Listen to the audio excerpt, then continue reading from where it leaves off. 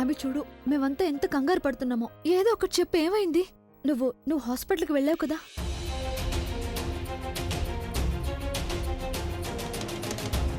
ఆకాష్, అన్నయ్య నీకెక్కడ కనిపించాడు? దర్గా దగ్గర.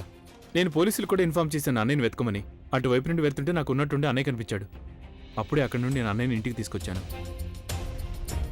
అసలు ఇలా దిగులుగా ఎందుకు కూర్చున్నాడు? ఒకవేళ ప్రజ్ఞ చనిపోలేదు కదా? ఏమైంది?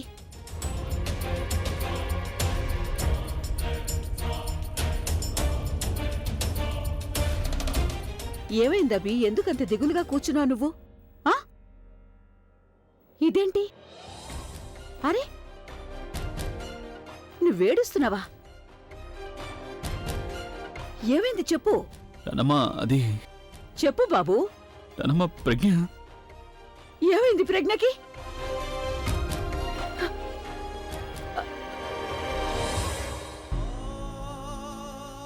ఏడవద్దబ్బి, ఏడవద్దు. ప్రజ్ఞ కనిపించడం లేదు. అసలు తను ఎక్కడికి వెళ్ళిందో తెలియడం లేదు నాన్నమ్మ.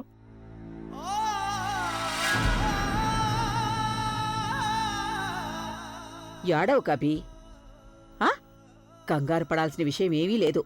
తనేమీ చిన్నపిల్ల కాదు కదా, వచ్చేస్తుంది.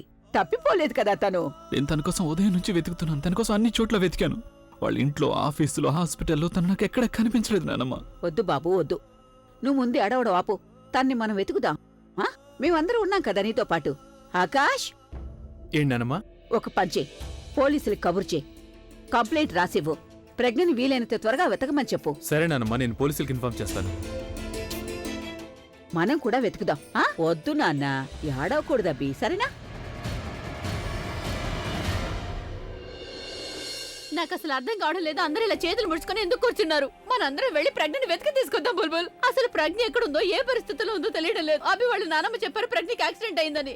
నా కూతురికి అసలు ఏం జరిగిందో తెలియడం లేదు. ఇప్పుడే వెళ్ళి అందరూ తన్ని వెతికి తీసుకురావాలి కదా. ఎక్కడుందో, ఎలాంటి పరిస్థితిలో ఉందో. పద బుల్బుల్, ముందు కూర్చో. పోలీసులు హాస్పిటల్లో అన్ని ఎంట్రీస్ లో అక్క కోసం వెతుకుతున్నారు. ఒకవేళ మనం వెతకడానికి వెళ్ళినా కూడా మనం అక్కని వెతకలేవమ్మా. ప్లీజ్ నువ్వు రిలాక్స్ గా ఉండు. ప్లీజ్ ఇలా టెన్షన్ పడకమ్మా. నాకు ప్రజ్ఞ దగ్గరికి వెళ్ళాలని అత్తయ్య.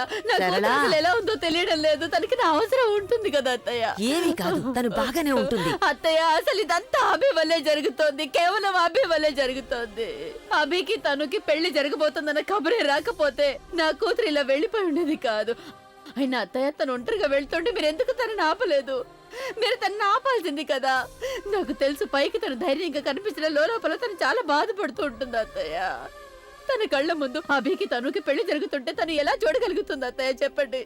ఇదంతా నేను జరగకూడదు అనుకున్నాను, కానీ ఇదే జరుగుతోంది. నాకు తన్ని చూడాలనుంది. వెంటనే తన దగ్గరికి తీసుకెళ్ళు బుల్బుల్. అమ్మా, అలాంటి వాళ్ళది నిజమైన ప్రేమ కాదు, అది వ్యామోహం. ఎగ్జాక్ట్లీ చిన్నత్త.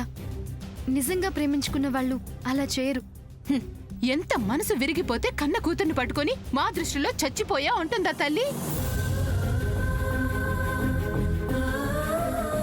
అది సరే అమ్మా, తన కూతురుతో తన మాట అనేటప్పుడు ఆమె మాటల్లో వ్యథ, కళ్ళల్లో బాధ గమనించావమ్మా? పెద్దబాబుకు బర్త్డే విషెస్ చెప్పు కూడా వెళ్ళాం కదా.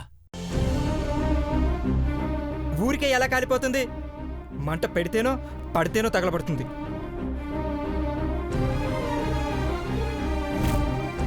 కరెక్ట్ చిన్నబాబు. నీకొచ్చినట్టే నాకు డౌట్ వచ్చింది. పార్వతే షర్టును తగలబెట్టిందనుకుంటా.